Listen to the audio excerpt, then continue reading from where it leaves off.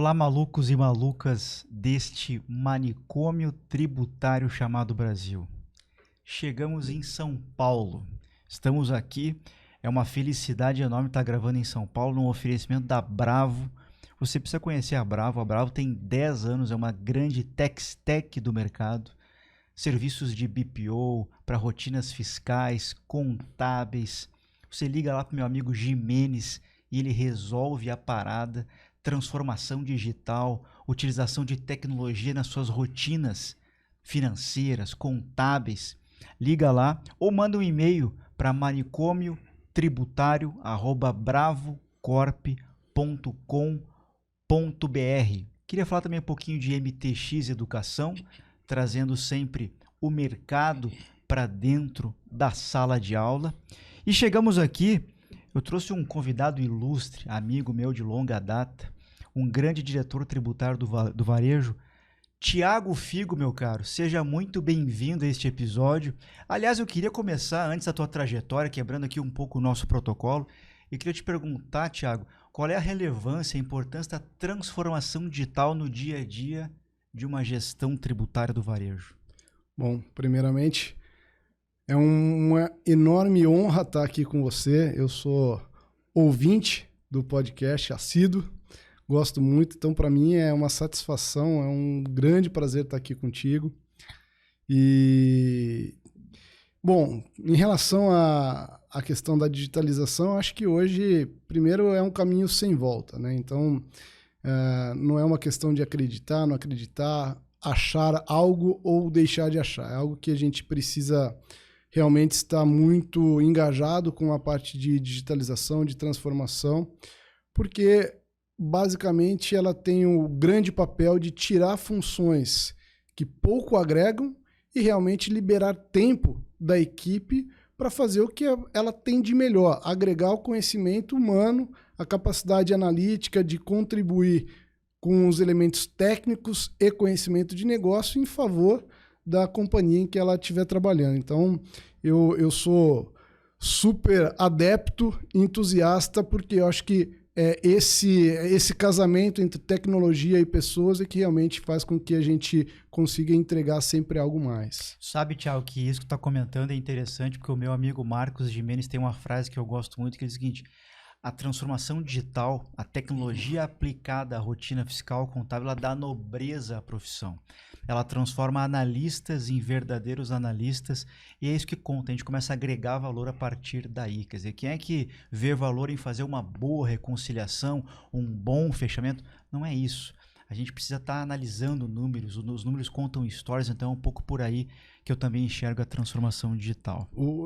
Isso me faz lembrar um pouco, Augusto, no começo da carreira, em que digitalização era muito distante e até mesmo o uso do computador, da tecnologia, era bem diferente do que é hoje, né? Então, alguns vão lembrar, você como trainee, ficar ali gastando tempo, planilhando os DARFs, né? 7 colunas, enfim, uma quantidade de horas que nós despendíamos simplesmente replicando algo para uma planilha, né? Então, valor agregado nenhum que existia. Imagina a quantidade de conhecimento, imagina o quanto poderíamos ter encurtado algumas coisas se à época, né, tivéssemos a tecnologia no estágio que está hoje. Sim. E aquele tempo todo que era simplesmente executando uma tarefa que tinha zero valor agregado, estivéssemos pensando realmente no que estávamos fazendo, né? Então, acho que a grande beleza da transformação digital é realmente liberar esse tempo, vamos dizer, quase que improdutivo. Não tenha dúvida, meu caro. Tiagão, eu não queria perder a oportunidade de te perguntar, a nossa audiência vai querer saber a tua trajetória. Tu é um cara que passou por consultoria, Big Four, teve no exterior, hoje trabalha num gigante do varejo. Divide um pouquinho dessa tua trajetória conosco. Bom, vamos lá. Eu comecei minha carreira na PwC, né, no escritório de Campinas, como trainee. Isso lá no final dos anos 2000. Uhum. E enfim, como todos que já passaram por consultoria, sabe qual que é a dinâmica, aquela confusão, né? Trabalhar bastante, atender diversos clientes. Então, uma hora você estava num lugar, outra hora em outro. Então, naquele começo, tudo era muito novo para mim, né? Não foi algo super planejado. Eu estava na faculdade, ainda no 4º ano. Então, isso Direito, né? Na época. Fazendo direito no 4º ano da faculdade. E aí comecei numa super empresa, então era uma mega oportunidade de aprendizado. E aí, junto com aquilo, tive que aprender contabilidade. Então, foi algo muito intenso, muito gratificante. Atender clientes de diversos setores, então tinha clientes de tecnologia, de varejo, de agronegócio, automotivo, enfim. Então comecei no escritório de Campinas, sempre na parte de diretos, muito mais no IR, CS, PIS, COFINS, até que em final de 2005 eu fui convidado para me transferir para São José dos Campos, onde a PwC estava começando um escritório em São José, e eu fui convidado para ir lá para tocar a operação de tax. Então foi muito, muito bacana também, porque naquele momento mudou bastante a forma de trabalhar, né? Eu estava num escritório que era bastante grande, com clientes relevantes, e de repente eu vou para um escritório menor para começar a operação. Então poderia dizer que é uma operação greenfield. Sim. Praticamente, porque foram poucos clientes transferidos, então eu tive que desenvolver novas habilidades naquele momento, né? De ter que buscar novos clientes, de fazer uma prospecção, de entender o mercado, de fazer uma busca de contatos. Naquele momento não tinha o LinkedIn, não era tão simples, ou eu não diria simples, mas as informações não eram tão vastas quanto hoje. Então eu me lembro que eu ficava na Dutra, no meu carro sempre tinha um caderno, então eu passava o olho, via o nome de uma empresa, eu anotava, depois tentava buscar informações do que aquela empresa fazia, quem que era o contato, para ver se eu conseguia alguma interação para poder me apresentar, oferecer os serviços. Então foi muito gratificante, porque realmente me fez desenvolver outras habilidades, que não só as habilidades técnicas, que era o que eu tinha bastante até o momento, muito embora o convite para me mudar para São José dos Campos também decorreu do fato de eu ter habilidades comerciais que já tinham sido identificados ali. Agora, Thiago, nessa época que tu entraste ali, porque tem muito... Por exemplo, tem um amigo que é sócio da PwC, o Adler, lá de Curitiba, ele comenta que quando ele entrou, ele não tinha muita noção onde é que estava entrando, ele não sabia muito o que aquela empresa fazia, como é que ganhava dinheiro. Tu já entrou sabendo o que era aquilo ali, ou vamos aí, vamos aprender, vamos crescer? Eu não tinha a menor ideia do que fazia, para falar bem a verdade. Eu tinha conhecimento de algumas pessoas que trabalhavam, mas assim, pouca noção. E ali na faculdade, a única coisa que talvez o mais próximo que eu ouvi era que o direito tributário dava bastante dinheiro. Sim. Então, assim, acho que o mais próximo de ideia, que não era nem verdadeiro assim, era o que eu tinha. Então, para mim, o grande motivador, para falar bem a verdade, foi que eles pagavam minha faculdade. Sim. Então, isso para mim foi uma grande oportunidade, porque eu fazia faculdade com FIES, e ter a oportunidade de ter minha faculdade paga, para mim fez bastante diferença naquele momento. Lógico.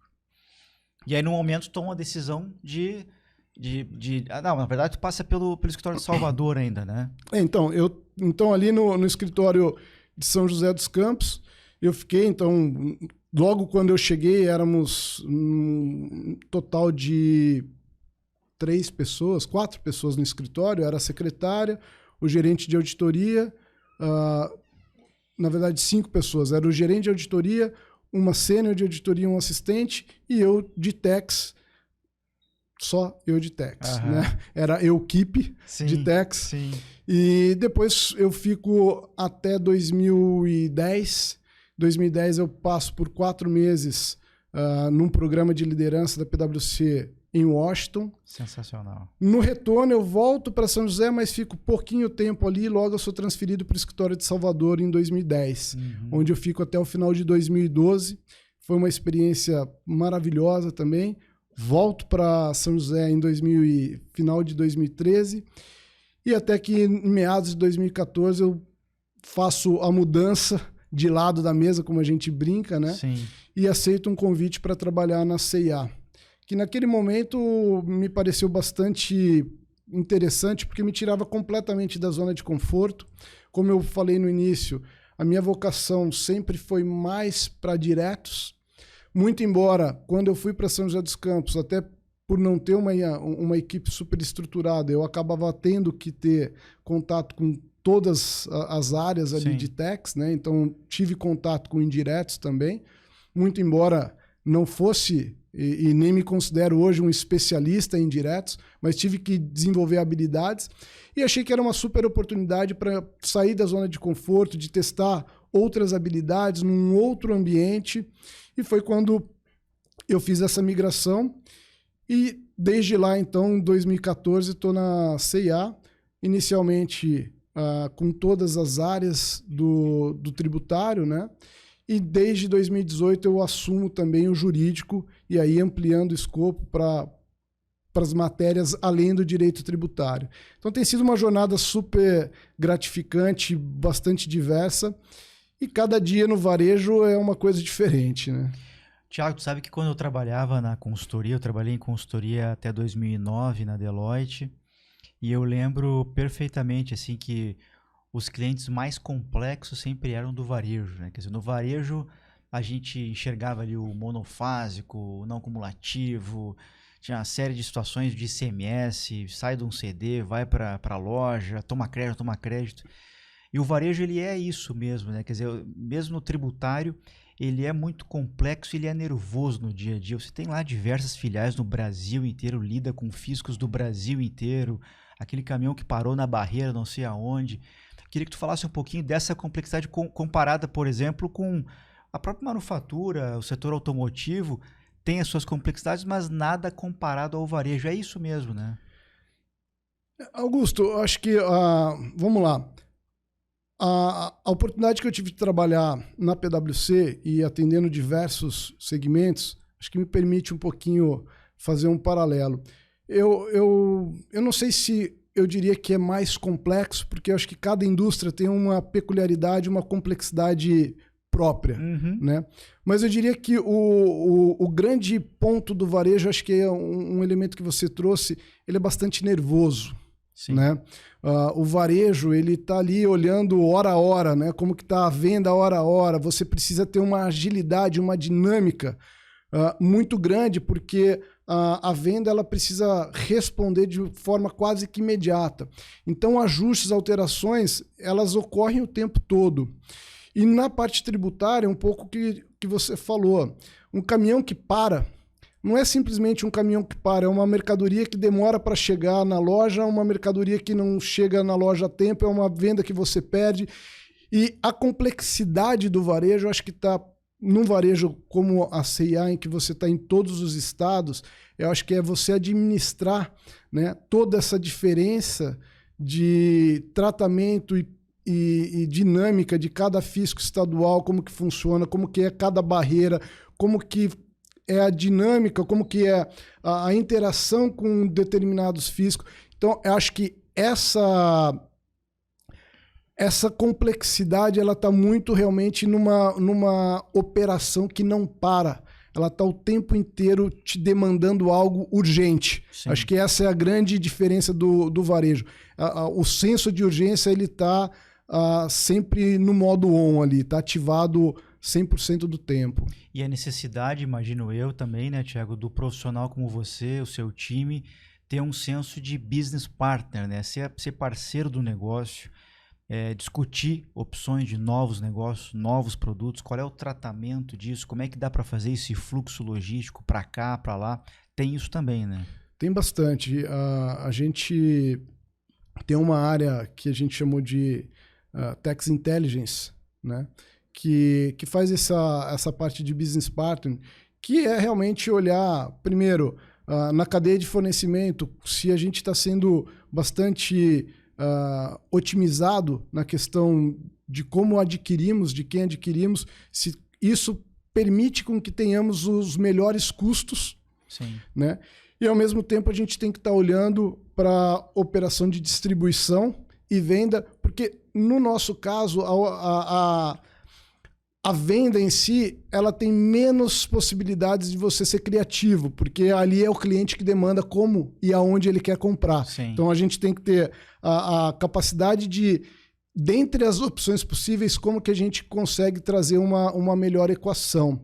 Mas de fato, você estar junto com o time de negócio, entender essa dinâmica é imprescindível para que a gente possa realmente agregar valor para o negócio. E algo que eu sempre falo para o time é que nós temos que ser grandes conhecedores do negócio. Então, eu falo que nós não temos que ser pessoas especializadas com conhecimento de negócio. Tem que inverter. Nós temos que ser pessoas de negócio com conhecimento especializado. Então, mais do que conhecer muito de tributos, nós temos que conhecer muito da operação, do negócio, porque conhecendo muito o negócio, aí sim a gente traz aquele conhecimento especializado para fazer diferença em favor do negócio. Sensacional, Thiago. Isso que você está falando, a gente já ouviu aqui em vários episódios, parece o samba de uma nota só. Todo mundo fala isso, a gente tem que conhecer de negócio e ter ali as suas fortalezas indiretos, enfim, retidos e por aí vai. Faz todo sentido. Meu caro, eu queria te perguntar uma questão assim de gestão que me ocorreu. Qual é a diferença de você trabalhar numa multinacional, em termos de gestão, de reporting, de pressão até, e trabalhar numa empresa que é capital aberta Brasil? Você nota essa diferença? Você passou por essa mudança? Bom, desde que a gente abriu o capital em final de 2019, mudou bastante a dinâmica em questões de governança. Quando você só reporta para a matriz fora, você trabalha com um ano, né? Muito embora você faça reportes mensais, você tenha toda uma dinâmica de governança junto com o acionista, ela não é tão intensa quanto uma empresa de capital aberto, que você tem, além dos acionistas controladores, você tem o mercado, vamos dizer, de forma geral, que está o tempo todo ali questionando como está a operação, olhando os seus números trimestre a trimestre, é sempre comparativo, então você tem que estar o tempo todo entregando resultados melhores. Né? Então isso traz uma dinâmica diferente para a companhia, porque o senso de urgência e a necessidade de você estar sempre se superando, ela fica mais latente. Né? Então, de repente, aquele lapso temporal que era de um ano, ele passa a ser trimestre. Sim. Né? Então, acho que essa é uma grande diferença entre ser capital aberto e não ser. Né? O mercado está o tempo todo olhando, analistas o tempo todo te questionando o porquê disso, porquê daquilo. É muito curioso até, porque às vezes eu sou abordado pelo RI para entender qual que é o impacto de uma determinada alteração da legislação, e muitas vezes eu não tive sequer capacidade de olhar a legislação ainda, porque ela acabou de sair. Né? Você não teve nem tempo de absorver, entender, já tem perguntas que você precisa responder. Sim. Então, realmente, a pressão ali é bastante intensa, o que é bom. O que é bom porque você tem que estar sempre alerta também e buscando estar o mais próximo possível do agora, vamos dizer assim. E o exame cardíaco em dia, né? Também. 12/8. Meu caro, quando você olha para trás na tua trajetória, tem algum aspecto, Thiago, que você pensa que, poxa, isso aqui eu gostaria de ter aprendido antes? E olha o poder que transformador que isso aqui tem hoje na minha carreira. Eu queria ter aprendido isso 10 anos atrás, 5 anos atrás. Augusto, eu poderia dizer que mexer em ferramentas tecnológicas no começo da carreira teria sido sensacional. Então, o que a gente falou no começo da gravação, que seria não ter feito tantas transcrições, vamos dizer assim, né, do que estava do físico para o Excel, acho que teria sido sensacional, porque teria permitido economizar tempo pouco produtivo.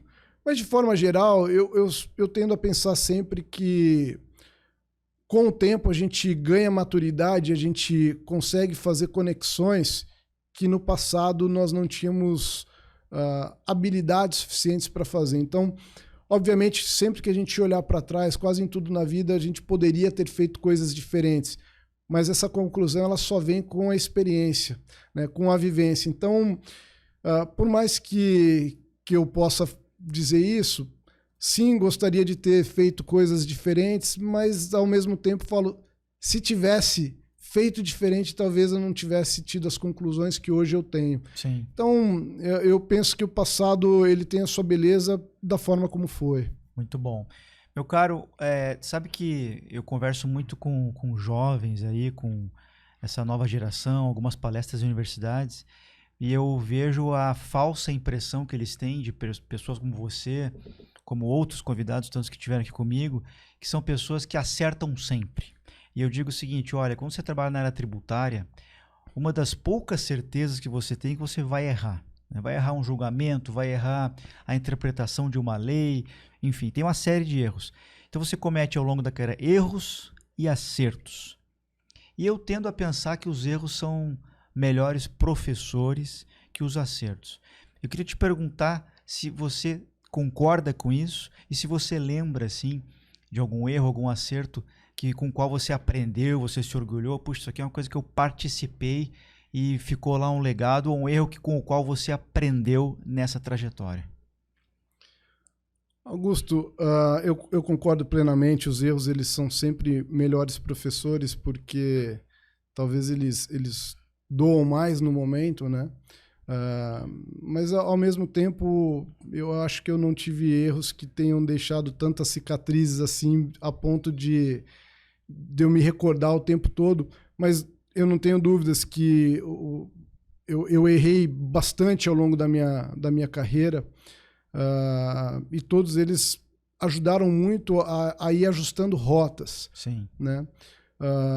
Talvez alguns erros que eu fui cometendo, mas eu penso que rapidamente eu fui ajustando, é entender que eu tinha as melhores respostas. Uhum. Né? Acho que um erro que eu fui tendo ali no passado era talvez uma soberba de achar que eu tinha mais conhecimento. Uhum. Né?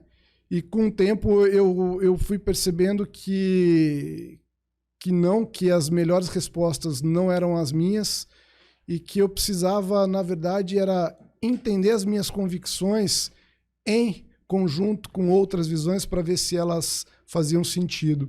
Isso me ajudou muito a sempre tentar buscar entender como que eram outras formas de pensar e aí trazer um diálogo. E talvez um outro ponto também que eu fui percebendo é que uma vez que eu comecei a aplicar isso, eu também trouxe uma forma, talvez não tão propositiva. Eu tenho ainda um hábito de questionar bastante, de fazer muitas perguntas. Mas no começo, talvez a forma como eu perguntava intimidava as pessoas. Porque às vezes elas ficavam com uma sensação de que eu estava, vamos dizer ali, fazendo chamado oral. Sim. E na verdade isso nunca foi a intenção. Eu fazia muitas perguntas porque eu queria entender qual que era o caminho mental que as pessoas tinham percorrido para chegar na conclusão. Uhum. Que não era para saber se ela estava certa ou errada, mas era para contrapor com a minha. Só que eu não deixava isso claro. Né? Então, às vezes, eu acredito que eu intimidei em alguns momentos as pessoas com essa forma. E acho que esse erro de não deixar claro as intenções foi talvez um grande aprendizado, né?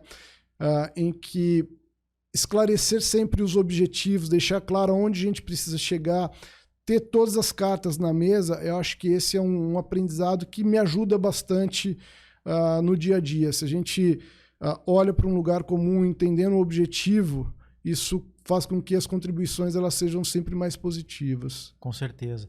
Não, e isso passa muito por cultura de confiança, né? Você estabelecer com o time uma cultura de confiança, e quando você perguntam, quando você é mais duro, inclusive num feedback, as pessoas entendem que aqui o seu objetivo é melhorar, né? Todo mundo se desenvolvendo juntos, né?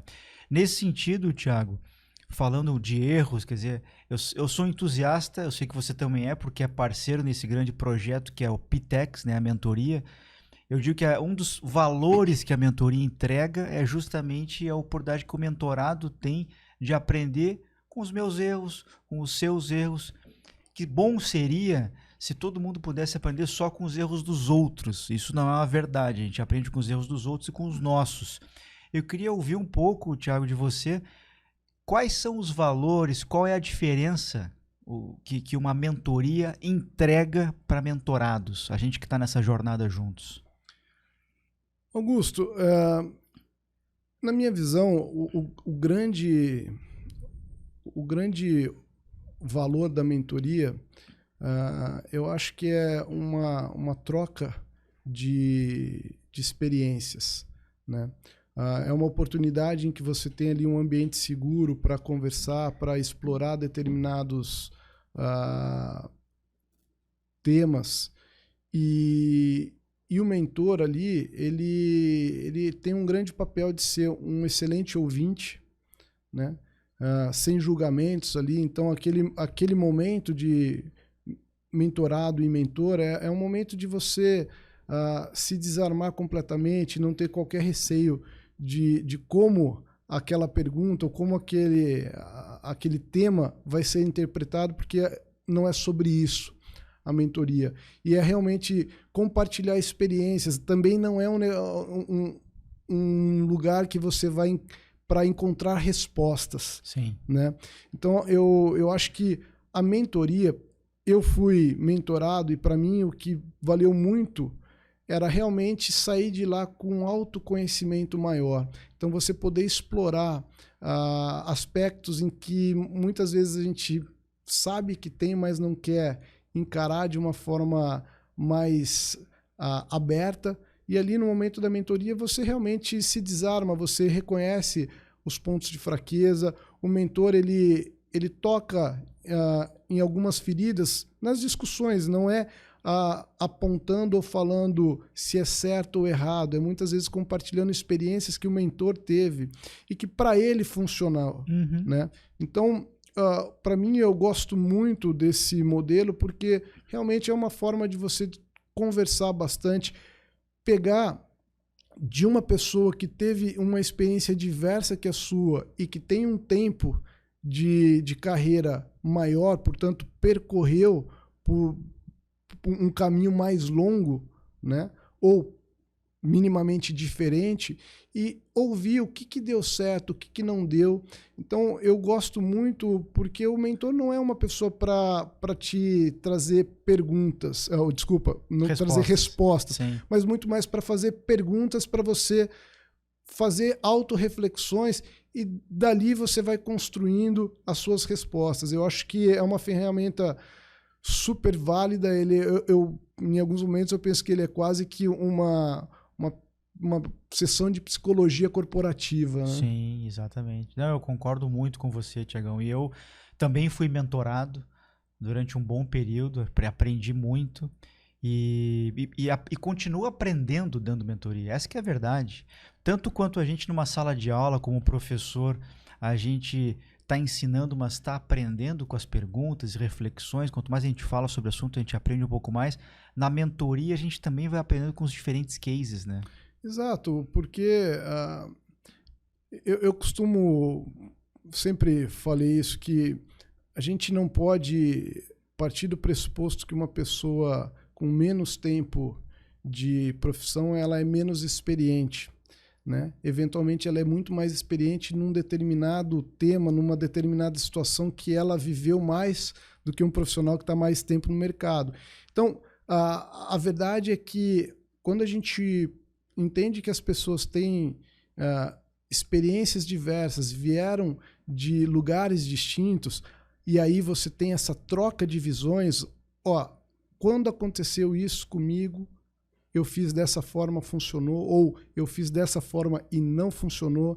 Você entender situações em que você delimitar as situações em que ocorreram e como que foram as reações, o que funcionou bem e o que não funcionou, isso ajuda você a ir criando repertório, né? Vai criando, você vai tendo mais elementos, mais conhecimento para que em determinado momento você lembre daquilo e possa aplicar numa situação concreta. Então, quando você falou de aprender com os erros dos outros, às vezes a gente não aprende com erros dos outros, mas quando a gente erra, a gente vai se recordar de que em algum momento alguém falou daquilo e você vai falar, sim, deveria ter dado ouvidos. Mas o nosso erro ele é sempre muito mais impactante e mais efetivo no final do dia. Exatamente, exatamente. Meu caro, tem um assunto que eu vou trazer aqui, que a gente tem debates calorosos e sempre com muito respeito, e eu aprendo sempre muito contigo. O Lira diz que leva essa semana para votação a reforma tributária. Eu queria saber qual é a tua expectativa com relação à reforma. A gente fala sempre de simplificação, a gente nunca fala de redução de carga tributária, enfim, mas qual é a expectativa do gestor tributário, do executivo de tributos, Thiago Fio, com relação a essa reforma que, ao que tudo indica, está chegando aí essa semana? Bom, lembrando que a gente está gravando aqui hoje no dia 1º de julho, né? A gente ainda vai ver quando que esse episódio vai ser publicado, mas tudo indica que agora em julho a gente tem aí alguma coisa acontecendo. Reforma tributária, para mim, é algo parecido com a parábola do Pedro e o Lobo, né? Sempre tá vindo, nunca vem, mas um momento deve vir. Sim. Né? Se esse vai ser o momento, eu não sei. Ou aquela placa do fiado só amanhã, reforma tributária só amanhã, né? Tipo isso. Eu acho que eu ouço reforma tributária desde que eu comecei minha carreira, então talvez isso faça com que o meu ceticismo em relação a ela seja sempre grande. Mas, de fato, eu acho que em nenhum momento eu vivi uma proximidade com essa possibilidade tão grande quanto temos agora. Se o que temos agora vai ser bom ou ruim, acho que daria uma temporada de podcast, Sim. não apenas um, né? Sim. Mas eu ainda tenho um relativo ceticismo, porque essa semana a gente já começa a ver algumas divergências mais públicas por parte de governadores, por parte do setor de serviços, principalmente. E o que eu penso da reforma tributária é que ela sempre tem um cunho político bastante grande. E talvez isso atrapalhe o andamento dela em alguns momentos. Eu realmente gostaria de ver uma reforma tributária em que nós tivéssemos um foco menor nas alíquotas e muito mais. Qual o problema a gente está buscando resolver com a reforma tributária? Sim. Né? Então, a gente começa falando em alíquotas, isso, aquilo, e aí a gente ouve muito por parte dos contribuintes. Se só simplificasse, já resolveria bastante dos meus problemas.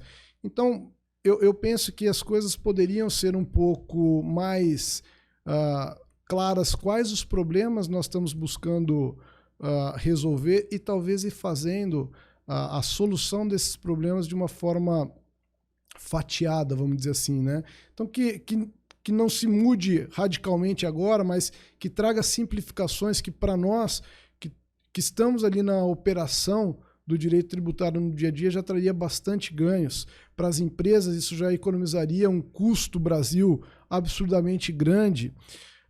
Isso não mudaria a arrecadação. E aí, aos poucos, a gente vai evoluindo nessa conversa e fazendo, vamos dizer assim, micro-reformas até chegar em algum lugar, né? Mas isso poderia ser feito de uma forma pensada e a transição não necessariamente de modelo, né? Que em algum momento foi falado em 10 anos, o que é muito. Você já tem um sistema bastante complexo e você conviver com 2, Sim. Né, também é ruim. Então, por que não pensar em mudanças efetivas e não em inserções de algo novo junto com o antigo para correr em paralelo até um determinado momento? Vai fazendo micro ajustes, mas com a clareza de onde a gente quer chegar. Sim. Eu acho que isso poderia ser uma forma de se pensar. E tem um outro ponto que na minha cabeça precisaríamos refletir. Quando a gente pensa na distribuição da arrecadação, isso remonta à época em que o Código Tributário, né, foi criado. Lá na Constituição, 66, ali que você. E a própria Constituição de 88, que você tem a repartição, né, com os tributos. E ali você tinha necessidades ou tinha gastos que o governo tinha à época, que a sociedade demandava, que hoje mudou bastante. Uhum. Então, eu vejo muita briga entre os entes porque ninguém quer perder a arrecadação. E acho que esse, na minha visão, é o grande ponto que faz com que as reformas propostas elas efetivamente não avancem, porque todo mundo é a favor, porém ninguém quer abrir mão de arrecadação. E se partirmos de uma premissa de que a arrecadação ela tem que ser neutra, ou seja, ela não pode impactar num aumento efetivo de carga tributária, como que a gente fecha essa equação? Todo mundo é a favor, mas ninguém quer perder a arrecadação. Ao mesmo tempo, não pode aumentar a carga. Como que a gente muda? Sim. Né? Se eu não faço uma redistribuição da arrecadação e eu não posso aumentar, basicamente você criou ali um imbróglio difícil de ser resolvido. Sim. Então, talvez olhar para as despesas governamentais, o que a gente precisa arrecadar para gastar aonde? E aí, a hora que a gente faz esse exercício e pensa quem é o responsável por essas despesas? É a União? É o Estado? É o município? E aí, nesse momento, a gente propõe uma distribuição do valor arrecadado para cada ente. Talvez fosse uma forma de diminuir um pouco as resistências com informações mais concretas. Então, eu vejo hoje a gente muito numa era da informação, com bastante dados, área de dados. E quando a gente vai para a reforma tributária, tem muitos valores ali que não tem um dado concreto, são estimativas, são premissas. Eu acho que a gente tem insumo suficiente para ter discussões mais concretas. Mas vamos ver. Como eu falei, em algum momento ela deve sair. Se vai ser agora, não sei. Eu ainda continuo cético, muito embora eu concorde com você que qualquer coisa que vier será melhor do que nós temos hoje. Sim. Eu só tenho um receio que esse melhor seja depois de um período de transição relativamente longo e nesse meio do caminho as coisas fiquem ainda piores do ponto de vista de gestão do dia a dia do operador tributário. Sim. Agora, se demora muito, Tiagão, a gente compra uma pousada em Floripa e vai viver em Floripa, né, alugando quarto, tá tudo certo. Meu caro, deixa eu te perguntar uma coisa. Nessa situação que você colocou da repartição, tem um aspecto que é poder, porque nós estamos falando de orçamento. Eu, de vez em quando eu leio os jornais, eu te confesso que eu vejo um pouquinho também de vaidade. Eu vejo muito político querendo aparecer na selfie, sabe? Tipo, eu quero aparecer como o cara que fez a reforma, ou esse foi o meu projeto. Você também tem essa visão ou você acha que é briga de poder apenas? Eu acho que são as duas coisas. Acho que é uma questão de vaidade, sim, para ter ali o nome junto a algo que a sociedade pede, né? Mas eu vejo ali muito mais do que uma busca por algo mais racional e que efetivamente venha contribuir com a economia, com o país, com o desenvolvimento, muito mais uma briga de poder, uma busca por mais poder, né? Então a gente percebe que existe nessa proposta que está para ser votada uma concentração na União, né? E aí os estados e os municípios não querem ficar refém dessa concentração porque ele sabe que vai ser uma questão de jogo de poder em que ele perde Sim. poder. E aí essa vaidade e essa busca por poder ela é muito infrutífera para o que realmente importa, que é qual a vantagem de uma reforma, para que ela se presta, que é para trazer uma facilidade para melhorar as condições de negócio dentro do ambiente brasileiro. Sim, sensacional. Meu caro, Thiago Figo, do LinkedIn, a gente conhece, o gestor tributário, jurídico, trabalha num grande varejista do Brasil. Eu quero saber o seguinte, quem é o Thiago Figo que não tá no LinkedIn? Final de semana, vai na feijuca, gosta de um samba, vai pra praia, tem os filhos, como é que é isso? Sabe que, por ser ouvinte, eu sempre vejo essa pergunta e eu tinha medo que ela fosse feita, né? Talvez porque o que não está no LinkedIn é porque a gente não quer mostrar, né? Entendi. E segundo os meus filhos, eu sou uma pessoa, talvez, bipolar, né? Porque hora eles falam que eles me amam, eu sou o melhor pai do mundo, mas 5 minutos antes eles falaram que eu sou chato pra caramba. Mas brincadeiras à parte, eu acho que o Thiago, que está fora do LinkedIn, é uma pessoa que é falível, tem seus medos, tem os seus receios, ao mesmo tempo ele tem confiança, é um cara que é muito amigo, né? Tem seus amigos lá de longa data e que, de fato, vem buscando tentar evoluir enquanto pessoa, né? E se reinventar a cada dia, buscando entender quais são efetivamente as prioridades, o que faz sentido, sempre reavaliando seus propósitos. E hoje eu diria que eu sou um cara muito família, né?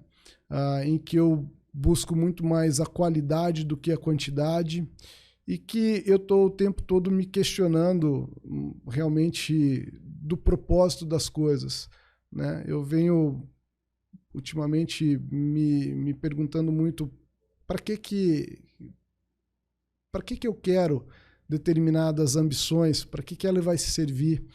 Então, eu acho que o Thiago fora do LinkedIn é essa pessoa que vem se reinventando, vem buscando evoluir diariamente e que tem utilizado a família, a esposa e os filhos como meus grandes norteadores, meus filhos de fato quem me dá os meus feedbacks e quem me traz pro prumo, porque para mim hoje acho que o grande objetivo é estar com eles e fazer com que a nossa convivência seja sempre a melhor. Então, acho que esse é o Thiago que gosta de estar com os amigos, com a família, que adora um samba, adora um pagode, o sertanejo, gosta de cantar, então ouve funk também. Então é muito curioso porque muitas vezes ali com o time, quando a gente vai para momentos mais de relax, as pessoas olham para mim e falam, não imaginava que você gostava disso, não te imaginava assim. E, de fato, o Thiago, fora do LinkedIn, ele é diferente, porque ali é um ambiente descontraído, né? Não que no profissional a gente não tenha que ser divertido, tem que ser, mas ali também ele exige uma seriedade que fora do LinkedIn a gente precisa se preocupar menos, né? Com certeza. E a tua modéstia não te permitiu dizer que tu, como todo mundo, quer ser feliz. E uma das mais extraordinárias palestras, falas do Tech School foi dito por esse meu amigo aqui, Thiago Figo, que era sobre felicidade. Eu achei sensacional, incrível. Quem perdeu, não perca. Aguarde aí a segunda edição. O Marcelo Brasil está para lançar isso para o segundo semestre. Presta atenção no que o Thiago fala sobre felicidade. Achei aquilo lá incrível, meu caro. Eu acho que quando eu falei de propósito e olhar a família, e enfim, que eles são os meus guias, eu acho que é exatamente isso, né? E no fim, o que a gente quer realmente é ser feliz. E as coisas só vão fazer sentido se isso for o resultado de qualquer ação que a gente vier a fazer. E isso também traz um espírito de coletividade, porque se nós estivermos felizes, mas estivermos num entorno em que a felicidade não seja algo que esteja presente, talvez a sua felicidade ela não vai estar plena. Com certeza. Muito bom. Tiagão, eu queria... essa semana eu estava lendo aí entre Valor Econômico, Exame, alguns noticiários, a notícia que dá conta de que alguns varejistas, grandes varejistas da Ásia, estão querendo trazer operações manufatureiras para o Brasil, notadamente para o Nordeste. Eu queria saber se você tem algum feeling, se isso é bom, se isso torna as coisas mais justas, se isso melhora a concorrência, se você tem algum palpite sobre isso. Bom, esse é o Pitacos Corporativo. A gente tem uma sessão aqui que, antes dos Pitacos Culturais, a gente vem no Corporativo, notícias da semana. Então, assim, a gente nem combinou, eu queria saber a tua opinião sobre isso. Vamos lá, Augusto. Esse movimento, ele decorre de uma discussão que recentemente tem sido calorosa, que é em relação aos cross-borders, né? E como que essas operações cross-borders, elas têm sido bastante prejudicial para a economia brasileira, porque tem ocorrido as importações via cross-border sem as devidas tributações. Isso traz, né, uma disparidade de condições entre as empresas que estão estabelecidas no Brasil e esses comércios eletrônicos estrangeiros, mais notadamente os asiáticos. Então, isso foi motivo de bastante discussão, e uma das ações que se teve foi um acordo de uma delas começar a produzir no Brasil. A minha visão é que isso tende a trazer condições mais igualitárias para todos os players aqui. Sim. Né? Então, quando se trouxe essa possibilidade, foi o quê?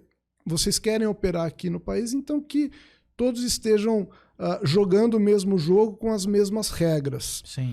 Então, essa produção nacional, ela visa esse objetivo, e a minha expectativa é que, de fato, né, faça com que a concorrência ela seja mais leal, que todos realmente consigam trazer os seus produtos, oferecer aos clientes com as mesmas condições e não com condições diversas, e que não só as questões tributárias, mas que você também observe as questões trabalhistas, condições de trabalho da classe operária que está produzindo aqueles itens, porque quando a gente ouve, né, tem muita informação ali de condições não tão adequadas e tudo mais. Então, vindo para o Brasil, essas condições elas se equiparam, e aí, de fato, o que se busca é atender o cliente com o melhor produto e num preço justo. Então, a conferir, mas a minha expectativa é de que isso seja, sim, um movimento positivo. Maravilha. Meu caro, Pitacos Culturais. Tiagão tem o seu livro de cabeceira, tem o filme que já viu várias vezes, a série, o podcast que acompanha. Eu queria uma curadoria cultural tua. Eu queria também, no livro, no filme, na série, no podcast, o que tu aprendeu com isso? Esse era um outro momento de tensão. Porque eu aprendo demais contigo, com seus pitacos culturais, e eu realmente sou impressionado com todo o conhecimento e cultura que você tem. E eu vinha refletindo muito sobre essa pergunta, e no geral a gente tende a trazer como resposta coisas mais recentes, né, que estão mais frescos na memória, ou que estejam ali nos hot topics. Sim. E aí eu preferi buscar algo diferente, né? Acho que os hot topics aí, eles estão presentes, estão em outros episódios aqui, nos quais diversos pitacos que foram dados eu assino embaixo. Mas eu fiquei refletindo, e aí até tem uma questão emocional, se é que eu posso dizer, mas foi realmente um filme que me marcou, e até quando eu fiz o processo seletivo para a PwC, tinha que falar, e eu falei desse filme que é Um Sonho de Liberdade. Ah, espetáculo. E aí eu fui fazendo uma reflexão do porquê que eu gosto tanto dele. E quando eu olho para ele hoje, eu vejo bastante atual as mensagens que ele tem, muito embora seja um filme poderia dizer, relativamente antigo, né? Para quem não conhece, ele conta a história de um jovem bancário que é acusado indevidamente por um crime que ele não cometeu e ele vai para prisão perpétua. E aí, ali eu acho que quando a gente para refletir, tem diversos aprendizados e vejo aprendizados muito relevantes para os temas, para os momentos atuais, né? Primeiro, ele demonstra um equilíbrio emocional muito grande, porque quando ele chega ali na cadeia, ele tem bastantes provações, ele é muito tentado a perder a linha e ele sempre se mostra muito estável. Então ele tem uma resiliência, que é uma palavra que está sempre em voga hoje. Uma postura estoica? Bastante. Isso. Né? E ele se mostra sempre um grande observador, né? De entender o ambiente prisional, quem que eram as pessoas que realmente eram os influencers ali da prisão. Ele faz alianças importantes, ele faz amigos, ele se mostra muito generoso também nos movimentos em que ele tem com os demais presos.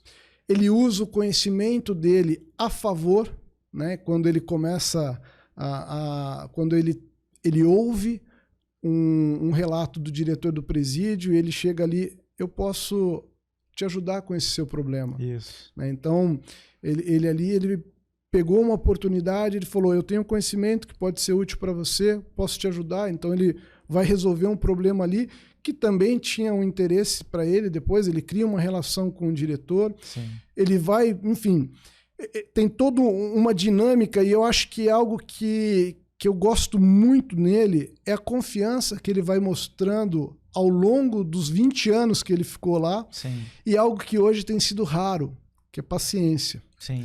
Né? Ele tem um propósito muito claro, ele não desvia desse propósito, independente do que acontece. Uhum.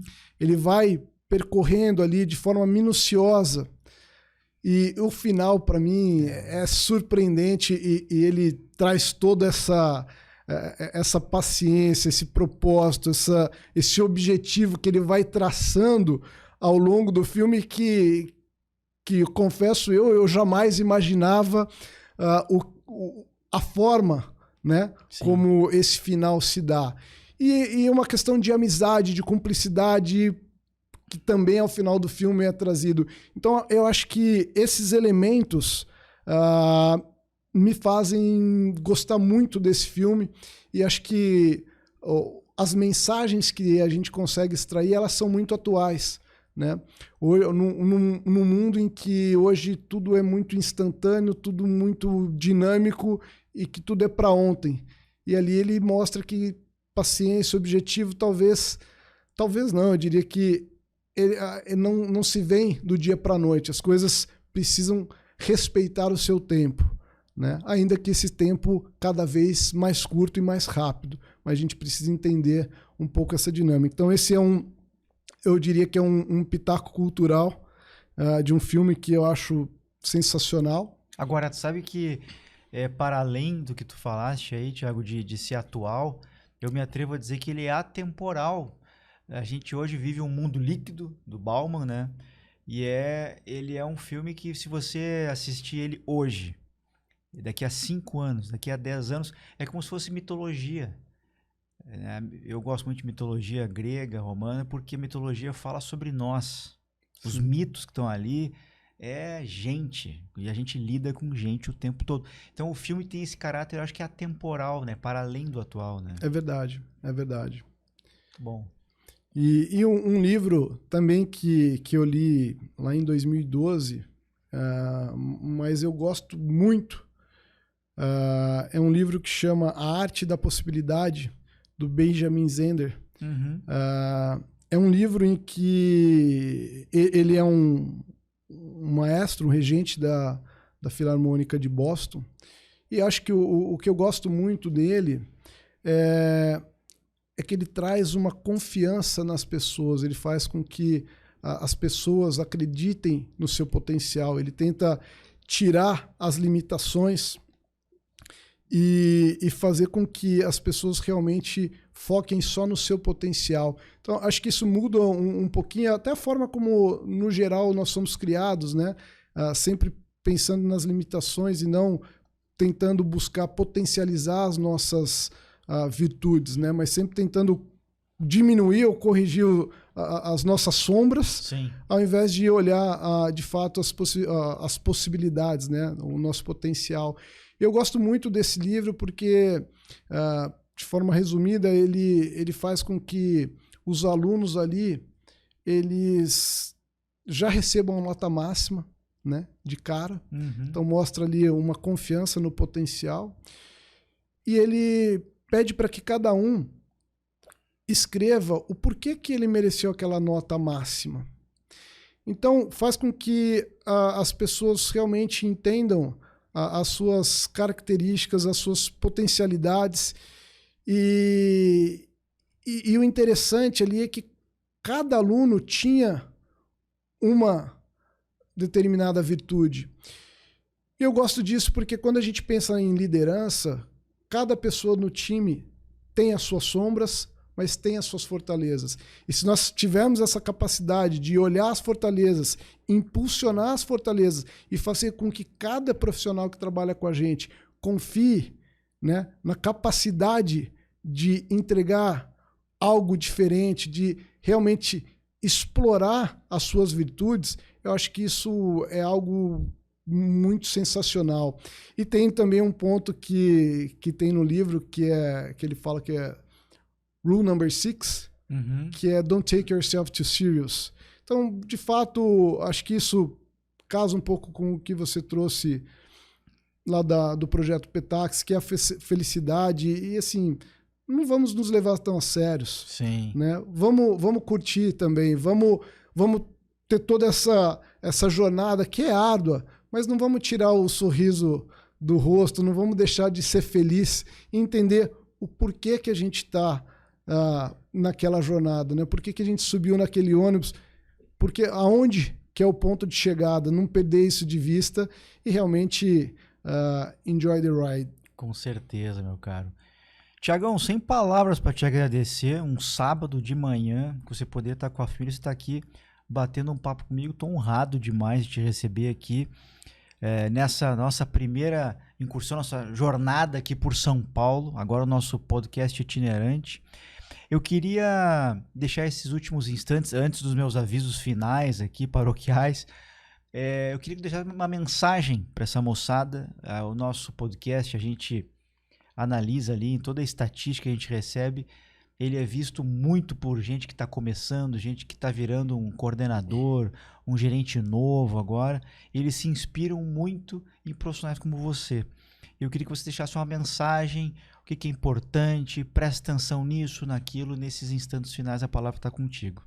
Bom, vamos lá. Eu acho que algo que eu poderia trazer primeiro, acho que eu falei, confie nas suas potencialidades.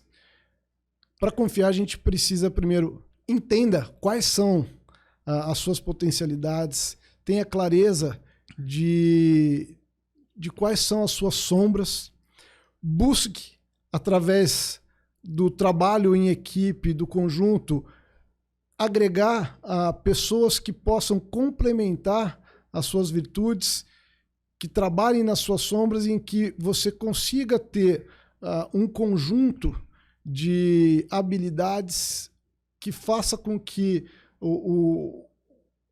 esse conjunto seja o mais completo possível. Entenda sempre o contexto macro, não simplesmente tenha o objetivo de entregar tarefas, mas tenha clareza do porquê aquelas tarefas foram pedidas. E talvez para resumir um pouquinho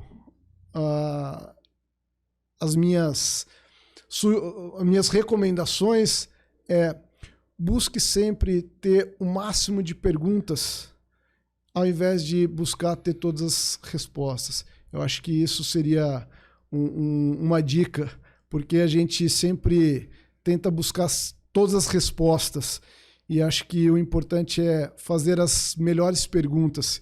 Com isso, a gente vai ter capacidade de entregar as melhores respostas. Sensacional, Thiago. Obrigado mais uma vez. Thiago Fio conosco, você estava aqui conosco até agora. Com quase 1 hora de bate-papo, eu ficaria a tarde toda aqui com o Thiago, mas eu teria que trazer um chopp, um salaminho, alguma coisa aqui, a gente ficaria a tarde toda, com certeza. Alguns avisos aqui. Me siga nas redes sociais, Augusto Flores Oficial, Instagram, LinkedIn, Facebook, tamo lá. Meu website, augustoflores.com.br, lá você pode agendar mentoria, você pode comprar meu livro, Manicômio Tributário, dá para comprar na Amazon, na editora Viseu também.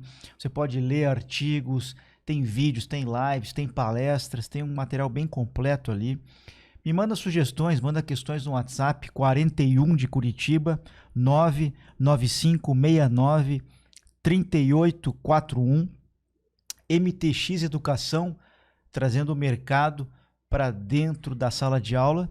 E Bravo, nosso primeiro patrocinador, eu estou honradíssimo com o apoio da Bravo, transformação digital, terceirização de serviços BPO, contábil, fiscal. Deve ter um QR Code em algum lugar aqui, vou treinar, tá? Se tá aqui, se tá ali e tal. Tem um QR Code, você vai apontar, tem um material aí bacana para você entender um pouco mais o que é isso. Ou manda um e-mail lá pro meu amigo Marcos Gimenez, manicomiotributário@bravocorp.com.br. Muito obrigado.